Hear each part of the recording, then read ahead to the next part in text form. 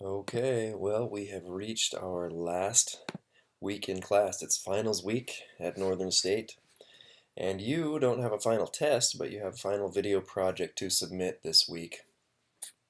So what you'll do is complete this project by Saturday and submit it in the Dropbox, and you'll also post it on our discussion board for this week on a Padlet page. So just as a reminder, some of the requirements for this project. You'll choose either a drama or a documentary and shoot and edit the type of video you've chosen. All media used in your video must be created by yourself or your group members, and keep PG or G rated, obviously. Good camera composition, including following headroom and nose room rules, the 180-degree rule, and also holding the camera still, and smooth purposeful motion. And it must avoid zooming too much, no zooming unless there's a specific purpose for that. Video must include a high amount of wide, medium, and close-up shots. In other words, you must also cut from different types of shots, wide, medium, and close-up, and good quality audio. So, and also take some time to edit the video, and hopefully you have a chance to do that either last week or this week as you start, or as you begin to edit your video on this project.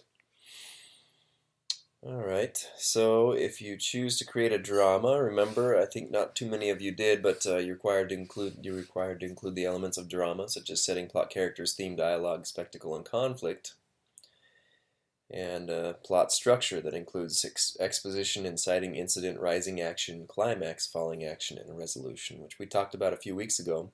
And you can review those things in those weeks that talk about each of these. There's a week on drama and one on documentary as well. I think most of you chose to create a documentary in this class, so make sure you focus on an event, issue, or theme, and choose people who are involved or knowledgeable, and then include those interviews. And don't forget the B-roll footage, maybe some music and sound that focuses on the theme, event, or issue, and kind of make it into a nice polished production.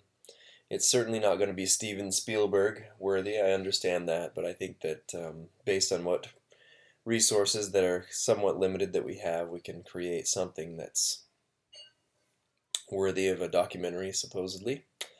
And it's best to see what people or resources you already have access to, and then choose an issue, theme, or event that fits these people and resources, as it says here.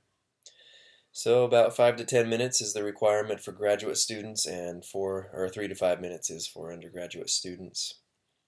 And upload the video to YouTube or SchoolTube, then submit a Word document with a link of the video in the appropriate Dropbox in D2L, and then submit that also this week to the discussion board on Padlet. That way other people can view it as well. They can see what you created and maybe even have a chance to comment on it. So for a drama, I'll look for these things, the purposeful motion, appropriate wide, medium, close-up shots, high quality audio. It has been edited to remove mistakes and run smoothly, and the sequence in the shots makes sense for the video drama. So make sure you include those items. And then appropriate length, good camera composition for the documentary, and holds the camera still. Appropriate wide, medium, and close-up shots for the documentary as well, and edited to remove mistakes. And sequence of events makes sense, event, issue, or theme, and includes B-roll footage and music and sound. So that's what I look for in these. It really is an involved project, but hopefully you've been able to work on this over the past several weeks to get this done. Now, as you look at the final week, the only other thing that you need to submit besides the video project is just this discussion, as I mentioned, and you'll post on this Padlet page your video project.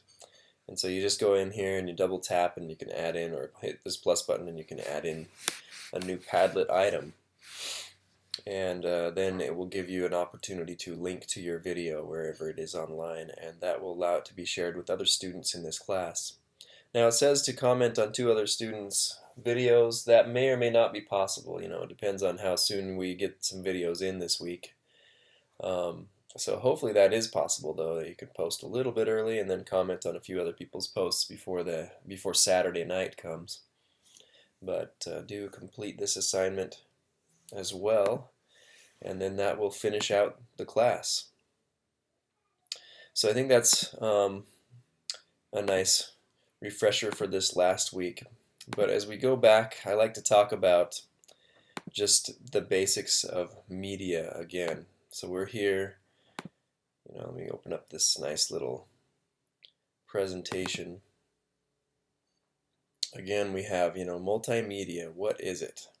And hopefully you've learned about that. You've learned about being able to communicate with multiple mediums of communication, multiple ways of transmission.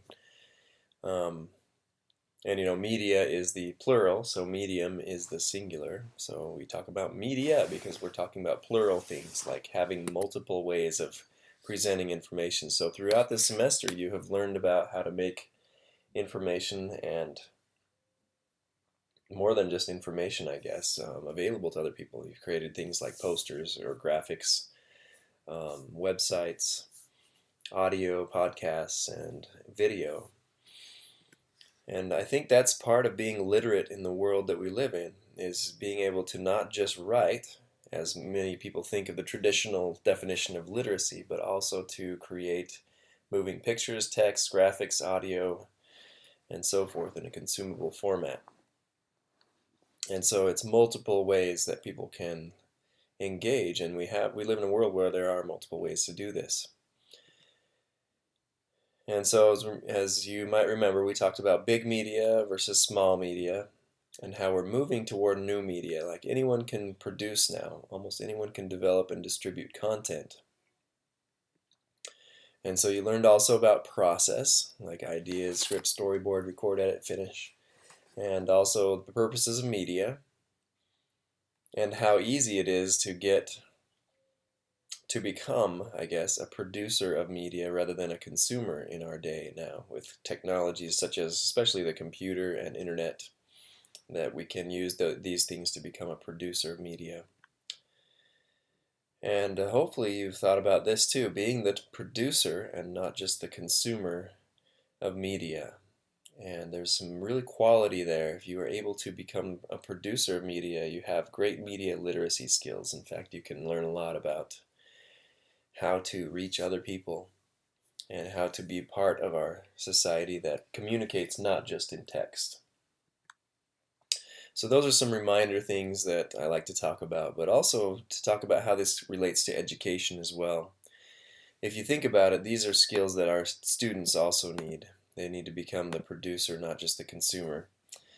And giving them opportunities to produce in the classroom means that you as a teacher, if you are a teacher, you have to provide them with opportunities you have to know about these things yourself before you provide these opportunities to them. So you have to understand how to make a video maybe, or what the process is like anyway, or how to create a podcast if you're going to allow them to create one or help them to do that. But the idea here is that for 21st century skills and to be engaged in the 21st century, your students need to have this knowledge as well. So that's kind of the educational side of this, is really that they should be able to learn how to do these types of things. And who can guide them but someone who has had some experience with some of these tools and resources, and someone who is able to understand the process that it takes to go through creating media. So it's been a great class, and this is kind of me signing off, I guess. Thank you for your projects and for your willingness to try out new things, and good luck on the projects for this week, finishing up your video project. If you do have questions, you can contact me through Remind for sure, or through email, and hopefully I can help you out to get these things finished up on time.